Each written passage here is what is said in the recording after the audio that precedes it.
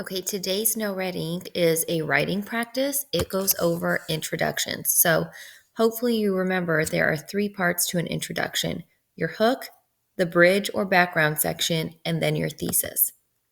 So obviously, hooks are meant to get your readers' attentions. They need to be relevant to both your theme and claim. So your reader should understand the topic of your essay based on your hook, but they should not understand your claim position. So make sure you're not just putting the prompt as your hook. You don't want to give it away entirely. You just want us to be leading into what your belief will be.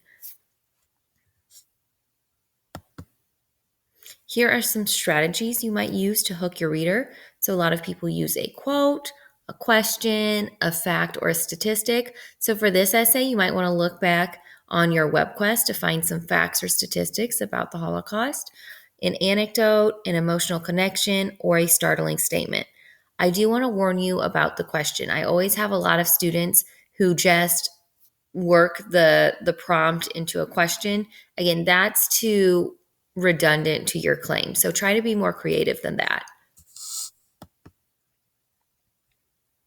Okay. If my theme, my essay is about the importance of failure, and my claim is in school, students learn more from their academic mistakes than from their successes, which one of these hooks would be the most appropriate, A or B? I'll give you a second to read that, or I guess you just pause the video and then see if you get it right. Okay, in this example, B is correct. A is about being nervous, and our thesis, our theme is not about being nervous, it's about making mistakes. So B shows that a little more. If you mess up, right, you learn from that.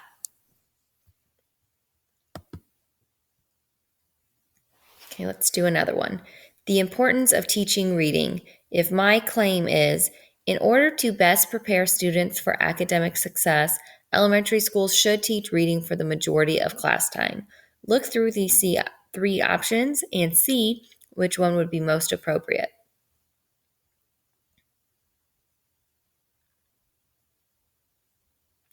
Hopefully, you realize we should get rid of C right away. That's just about enjoying reading. So that's off topic. Again, we want to be focused on academic success. That leads us with A and B.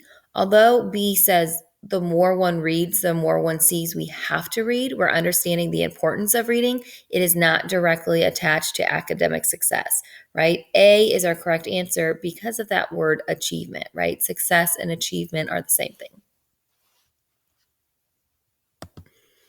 All right, the next section of your introduction is your bridge or your background section. This is meant to transition your reader from your hook to the claim. So your intro, although it's three parts, hook, background, claim, it's one paragraph. So it should all be flowing nicely together. It should feel like one part of your assignment.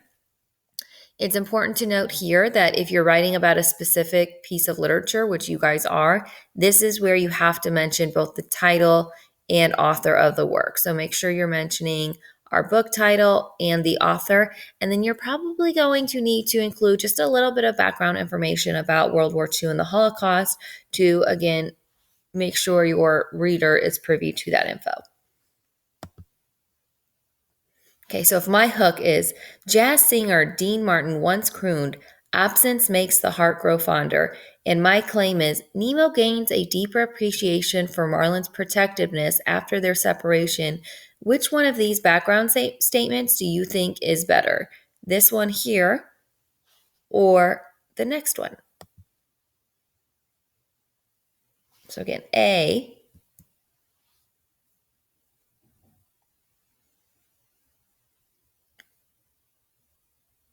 or B.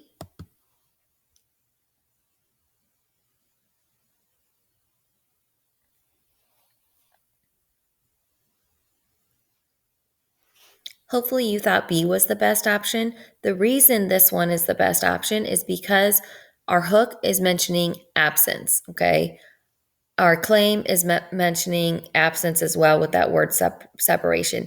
In the first background example, you never understood the absence component to the hook and the claim. We see that in B here when it talks about the truth of these words after he is captured and taken away from his father. So that's why this one's the most appropriate. Again, it's supposed to be gently moving us from our hook to our claim. So it needs to all flow together. All right, the last part is probably the most important part because it shows your writer your position, shows your reader your position, and that's your claim. So this is going to be a multi-paragraph essay. So your claim will first be identified in your introduction. It should be the very last sentence of your intro. So it needs to show the writer's view, okay? And you want to make sure you're not using any of that forbidden language. So A would be a good claim. School uniforms strip away a student's identity, right? That is reasonable. It shows me what the writer believes. People could argue with it.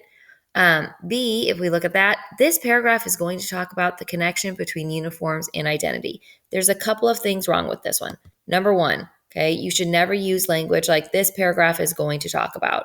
Never directly address the assignment, right? Just write it. Secondly, we never really find out the writer's belief. We never understand his or her point of view. It just says this is what the topic is on. We don't know their position. Okay. And then C, hopefully you know, we can never say I believe, right? You always want to state your claim as if it's a fact. You never have to say I in your paper. Okay, so when you're writing a claim, you want to make sure it's just the perfect level of controversial. Again, logical, reasonable people should be able to disagree with you. That's the purpose of a counterclaim, an argumentative essay. So you don't want to be too obvious and you don't want to say anything that you could never defend. So, number one, the ability to read and write can be useful in everyday life. That would not be a good claim because it's too obvious. A reasonable person could never disagree with you with facts. Number two, all American citizens should quit school and get a job at age 13. You're not going to be able to find legitimate sources to back that claim up. So that would not be a good claim because it's just not defendable. The last one, citizens or city police should issue more tickets to cyclists who ride without helmets. That would be an appropriate claim. Again, some people would disagree with that, and you could find evidence to back up either side of the argument. All right, if you have any trouble today while you're working on your no red ink, please reach out to me.